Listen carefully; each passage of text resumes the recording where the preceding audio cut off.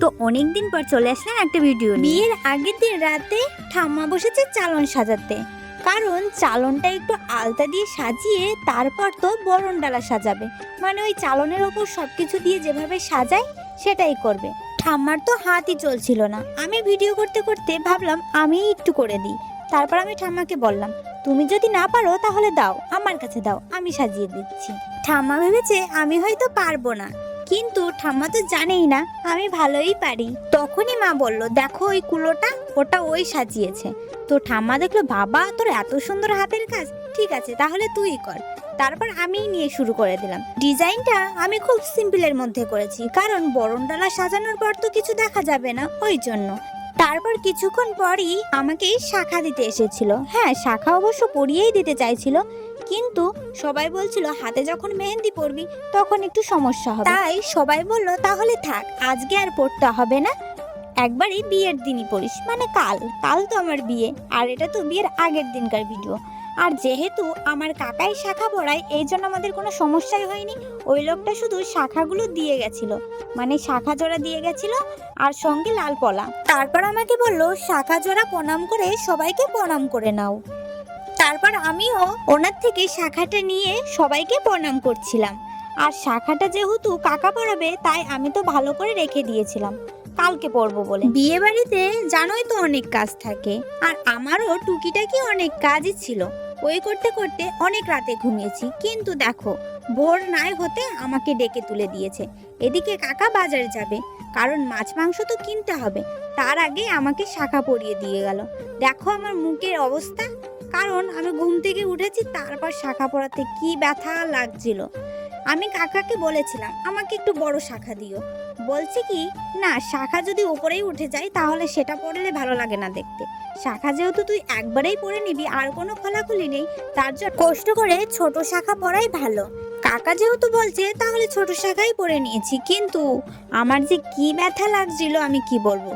বেশি ডান হাতে ব্যথা লেগেছে, কিন্তু বাঁ হাতে আমার বেশি ব্যথা লাগেনি। এই ব্যাপারটা আমি শুনলাম, কেন ডান হাতে ব্যথা লাগলো আর বাঁ হাতে ব্যথা লাগলো না। তো কাকা বলল যে ডান হাত একটু বেশি মোটা থাকে আর শক্ত থাকে, এই কারণে। তারপর কাকা বলল, এবার সবাইকে প্রণাম করে নাও। তো আমিও প্রণাম করলাম। তারপর সকালে রিচুয়াল শুরু হয়ে গেল, ওই যে দই খই খাওয়ানো। আর জানো তো আমার দই একদমই পছন্দ হয় না, তাও আবার খইয়ের সঙ্গে। খইটা ওই যে মুচমুচে হয় না বলে আমার ভালোই লাগে না খেতে, তবুও বাধ্যতামূলক খেতেই হবে, কারণ সারাদিন না খেয়ে থাকতে হবে। আর আমিও ঘাড়তেরা কম না, সারাদিন না খেয়ে থাকবো জেনেও আমি কিন্তু ওটা জোর করে খাই, কারণ যেটা খেতে পারবো না সেটা জোর করে খাওয়া কি খুব দরকার? তাই তো ঠাম্মা যতটুকু খাওয়ালো ওইটুকুই খেয়েছি। আর এই দই খই খাওয়ানোর টাইম ওদের লাগে, তাই তো সবাই ঠাম্মার আঁচল ধরে দাঁড়িয়ে আছে, কারণ একজন খাওয়ায় আর বাকিজন আঁচল ধরে রাখতে হয়। তোমরা হয়তো অনেকেই বুঝতে পারবে, দেখো আমি কিভাবে খাচ্ছি, আসলে আমার যাচ্ছে না, কিছু করার নেই, তাও আমাকে খেতে হবে। জানি সারাদিন না খেয়ে থাকতে হবে, তাও আমি কষ্ট করে হলেও আমি ওটা খেতে পারলাম না, কারণ আমি তো খাই না দই, আমার ভালোই লাগে না। আমি দুধই আগে খেতাম না, এখন তাও হালকা পাতলা খাই। আমি একটু করে গালে নিচ্ছি আর ঠাম্মাকে বলছি আর দিও না, আর দিও না। ঠাম্মা বলছে তাও 3-4 বার দিতে হয়, তুই চুপ করে থাক, খেয়ে নে। ওই বলে আমাকে দিতেই থাকছিল, আমি ওই যে গালের মধ্যে নিয়ে চুপচাপ ওই দেখো হাসছি, আমার আর ভালো লাগছে না, তাড়াতাড়ি উঠাও। লাস্ট অব্দি পুরোটুকু গালে নিয়ে আমি জল দিয়ে গিলে পাচ্ছি না, এমন একটা ভাব। তো আমার না আরো ঘুমও পাচ্ছিল, কারণ অনেক সকালবেলা উঠেছি, ভাল লাগছিল না। তারপর আমি বললাম কি উঠে পড়ি, তখন বলছে প্রণাম করে উঠতে হয়। তারপর ঠাম্মাকে প্রণাম করলাম, এদিকে আমি ওখান থেকে প্রণাম করে বাইরে চলে আসলাম, কারণ সবাইকে প্রণাম করতে হবে যারা যারা আসবে, আর অনেকেই ছিল, আমি সবাইকে এক এক করে প্রণাম করে নিয়েছি। আর হ্যাঁ, এই শাড়িটা পরে আমাকে কেমন লাগছে একটু বলো। আমি অবশ্য সাজিনি, সকালবেলা কি সাজার কোনো মাইন্ড থাকে, তবুও শাড়িটা পরতে হয় তাই পরেছি। শাড়িটা কেমন হয়েছে অবশ্যই বলো। শাড়িটা আমার দিদা দিয়েছে। আমাদের ঘরে যারা ছিল আমি সবাইকে প্রণাম করে নিয়েছি। তারপর বাইরে এসে দেখি কাকিমা দিদি রয়েছে, তো কাকিমাকে প্রণাম করে নিলাম, আর এদিকে দিদিকে প্রণাম করে নিলাম। তারপর আমি একটু শুয়েছিলাম, কিন্তু ঘুম আর আসছিল না, বাড়িতে কাজ রেখে কি ঘুমানো যায়।